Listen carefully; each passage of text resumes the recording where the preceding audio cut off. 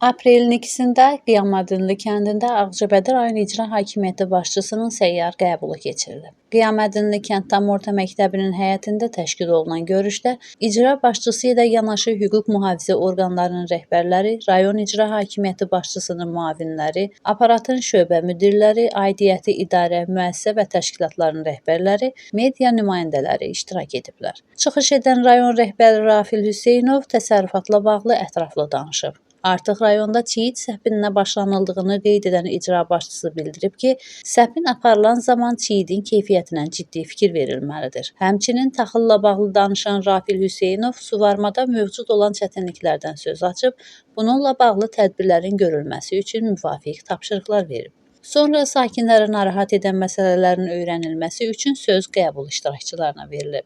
Kənd sakinləri Bakir Allahverdiyev və Eyvaz İbrahimov mövcud problemləri diqqətə çatdıraraq köməklik göstərilməsini xahiş ediblər. Qaldırılan məsələlərin həlli ilə bağlı aidiyyəti üzrə tapşırıq verilib.